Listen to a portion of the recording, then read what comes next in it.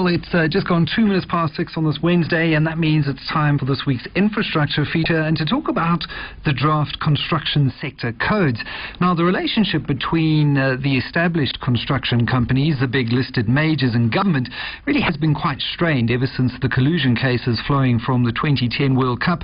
And recently, we had 6 construction companies, excluding Murray & Roberts, agreeing to collectively contribute 1.25 billion rand over 12 years to a fund that will be established for various socio-economic developmental causes. Now, the initiative includes the development and promotion of construction companies owned and managed by black people, provision of bursaries for black students, providing support for learning institutions through bursary programs, as well as infrastructure development. And around about the same time, Thabo Masumbuka, the CEO of the Construction Sector Council, launched the draft construction sector codes for comment before the final version. Well, I've got Lianne Levenstein, the CEO of EconoBEE, in studio to talk about the draft codes. Welcome, Lianne. Thank you very much. Just take us through the process to get here, firstly, because quite unexpectedly there are some major changes here, Lianne. Yeah, absolutely. To bring you back to a couple years ago, the draft codes in terms of the amended scorecard was done in 2012 and then gazetted in a final version in 2013. Now, the sectors, all of the sectors needed some time to align themselves to these amendments. The construction codes weren't able to be amended in time and were actually in February of 2016, which means that those companies need to follow the old scorecard.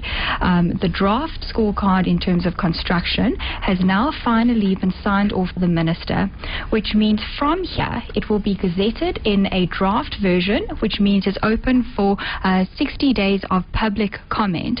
After that 60 days commentary period, it is likely to be gazetted, hopefully taking into account the comments from the industry. One of the biggest changes that I've seen in the legislation is that for EMEs, and these are companies, small companies who have a turnover of less than 10 million rand, affidavits are no longer going to be accepted. The amended codes, in terms of the codes of good practice, strictly said that certificates for EMEs weren't accepted and affidavits were.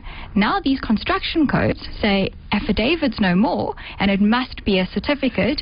But that's obviously going to raise the cost, and as far as I was aware, I thought the point certainly for EMEs, that small businesses here, is to reduce the cost of compliance and the burden of compliance. Exactly, and worse is that this is going to obviously add on an extra burden to a lot of small businesses who are struggling already.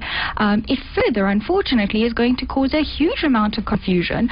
What happens if you are a construction company, you're a construction company, so you get your BEE certificate, but then you give that to a customer of yours who doesn't follow the construction industry?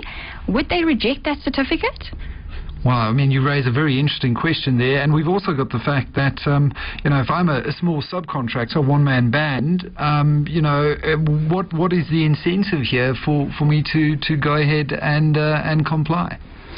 Exactly. Look, the general incentive for a company to get a certificate is to get more business. So either from your customers who are asking you for a certificate because of the procurement element, or if you are tendering for any government business where they need to follow the PPPFA. The general principle is when your customer asks you for a certificate, you need to supply them with one. Now, interestingly enough, the sector also enforces compliance with the Employment Equity Act. Yes. And there's something around the status of an empowering supplier here. How does this impact companies' BEE status? The empowering supplier is one of the single biggest changes from the old scorecard to the amended codes. The empowering supplier status is so critical that it could mean that if you are not an empowering supplier, your entire certificate, whether it is a level 2 or a level 4, could be absolutely meaningless. And this comes in terms of procurement. So if you aren't an empowering supplier, then your customer will effectively get no recognition from you. Now, the empowering supplier status has a couple different criteria. I don't think we have enough time to go through all of that. But one of the main aspects that they are saying is you need to be a good corporate citizen.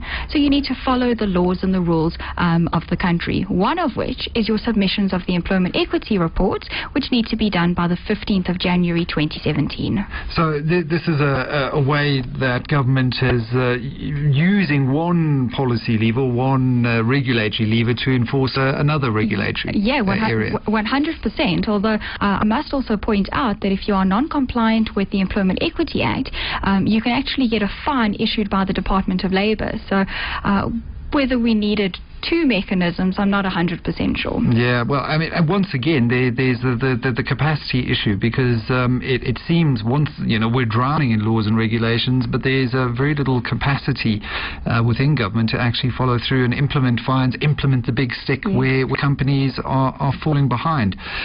You said there's 60 days within which to comment. When did that period kick off? Has it kicked off? Has this been gazetted yet? No, it hasn't kicked off yet. I am expecting it to be issued at the end of October. The notice that the Construction Sector Council issued on the 6th of October said that the commentary period is likely to end in December, which means if you work backwards, means that it needs to be gazetted pretty quickly. Well, pretty quickly. I think we're going to be running into January anytime soon. Leanne, we're going to have to leave it there. Thanks so much for coming on down and for sharing where we are in the intonable confusion of the BEE codes. That was Lianne Levenstein, CEO of EconoBEE, with her thoughts on the draft construction sector codes in this week's infrastructure slot. EconoBEE.